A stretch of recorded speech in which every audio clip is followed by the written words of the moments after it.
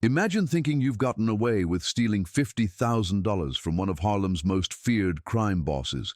You're sitting alone in a hotel room, counting cash, feeling untouchable.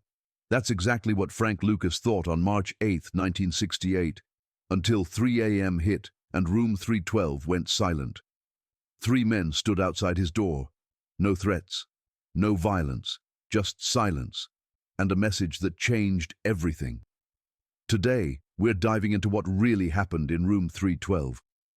Was it a ghost story, a tall tale, or the moment that made Frank Lucas never steal from Bumpy Johnson again? Let's find out.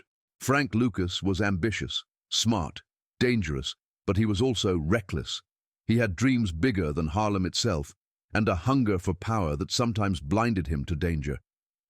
Bumpy Johnson, the godfather of Harlem, the man who controlled the streets for over 40 years. Numbers, narcotics, gambling.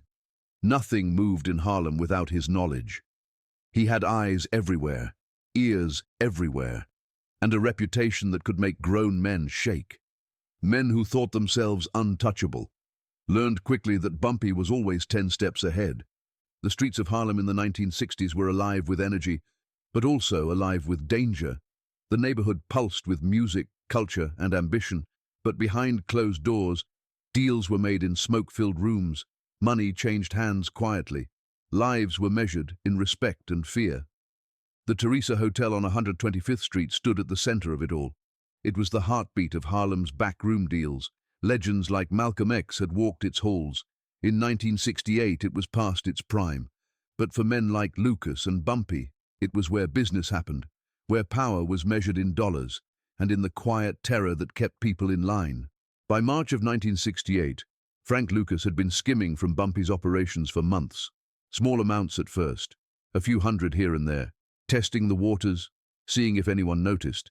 As his confidence grew, so did the sums. Bigger, bolder, somewhere between $30,000 and $75,000 vanished into his pockets, and he thought he was untouchable.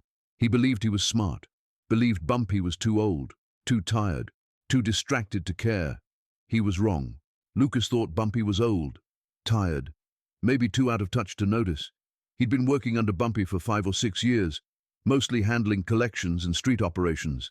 Mid-level, replaceable, just another cog in a machine that ran Harlem. But ambition, that hunger for more, made him careless. Lucas believed he was clever, believed he could take a little here, a little there, and nobody would ever know. He underestimated one thing: the man he was stealing from.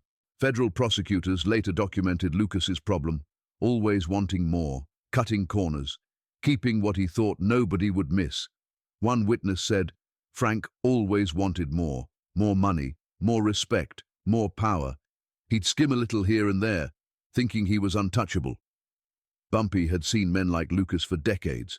He knew their patterns, he knew their weaknesses, and he knew exactly what was coming. The streets of Harlem don't forgive mistakes, and Bumpy Johnson, he didn't need to.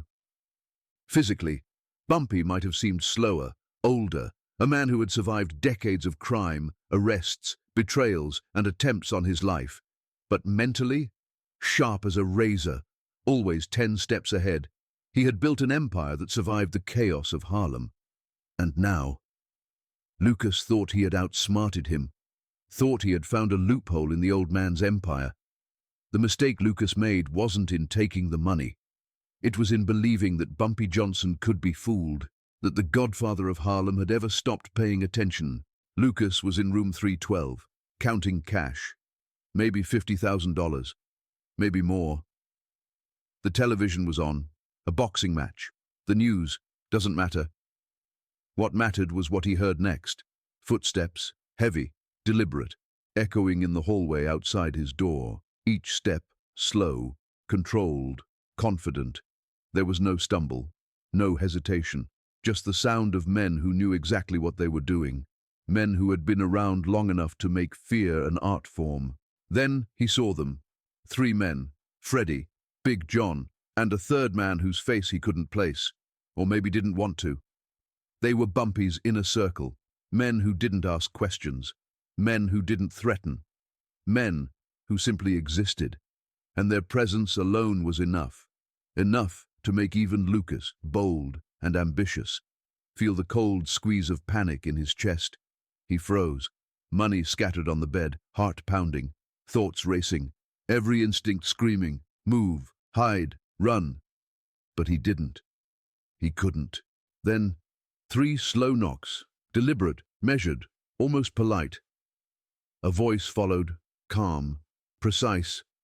You have something that belongs to him. Then silence, an unbearable pause. Lucas says he stood there, frozen, listening, trying to catch every breath, every tiny sound. The television hummed in the background. The world outside room 312 carried on, but in that moment, time itself seemed to stop. The message was clear. Bumpy knew. He always knew. We don't know if this happened exactly as Lucas described. Maybe it did, maybe not. There were no witnesses, no hotel reports, no police logs. Just Lucas, alone in the room. And what changed after that night? The behavior, the overpaying, the nervousness, the sudden respect for rules he had once ignored. That change is documented, and it tells us something important, something beyond the exact details. That night, something happened in room 312, something that made Frank Lucas realize he had miscalculated badly. Bumpy Johnson didn't need violence to maintain control. He didn't need guns, fists, or public displays of brutality.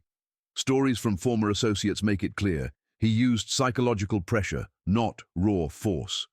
One man said, he'd let you know he could hurt you anytime he wanted. But he chose not to. That fear, that stuck. Bumpy understood that fear lasts longer than pain, that making someone think twice, every day, is far more powerful than a single beating. That was the mark of a man who had ruled Harlem for decades and survived every challenge thrown his way. Room 312 is a perfect example of that approach. Lucas's behavior after that night changed dramatically. He went from being cocky, flashy, showing off money, to careful, compliant, afraid. Collection houses under his control started overpaying, reporting more money than expected. Every move he made after March '68 showed a man who had learned a lesson, a man who understood that Bumpy didn't have to chase him, didn't have to hit him. All Bumpy needed was to make Lucas know he had been seen and that he would always be watched.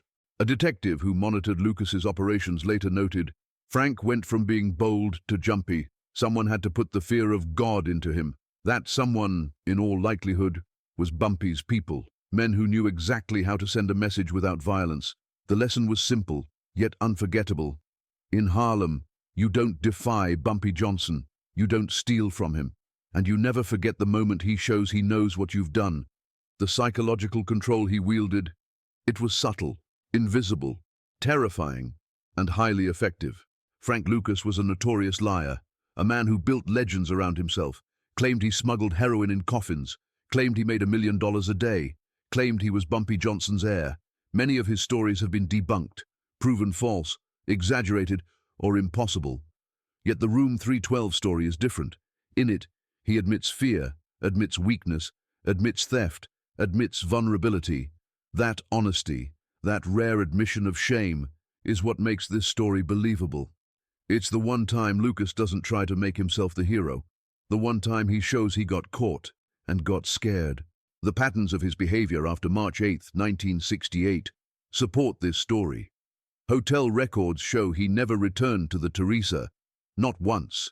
After years of using it as a base of operations, suddenly, he avoided it entirely. Financial reports from his collections show another change. He overpaid, turned in more money than expected. Collections that were once short now exceeded the mark. His behavior changed. And when you put the pieces together, it tells a clear story. A man scared straight. A man who learned his lesson. A man who finally understood. Bumpy Johnson didn't need to hit him, didn't need to threaten him. All he needed was to be seen, and to be reminded that nothing in Harlem moves without Bumpy noticing. 4 months after that night, Bumpy Johnson died of a heart attack, July 7, 1968, at Wells Restaurant in Harlem. Lucas attended the funeral, standing among mourners, taking in the end of the only man who had ever truly controlled him. With Bumpy gone, no one was left to check him, No one left to enforce the unspoken rules. Lucas was free, free to expand, free to build, and he did. He built a heroin empire, importing large quantities from Southeast Asia, setting up distribution networks, recruiting family members as couriers, and creating a criminal legend that would define Harlem for years. A legend of ambition, audacity, and the rise of a man who had learned his lessons the hard way. But the lesson of room 312, that night in the Theresa Hotel, wasn't about violence, wasn't about guns or threats. It was about understanding limits, about seeing power, about fear and respect. Room 312 might have been a single night, a hallway, a few words whispered, but it was enough. Enough to teach Frank Lucas what he never forgot.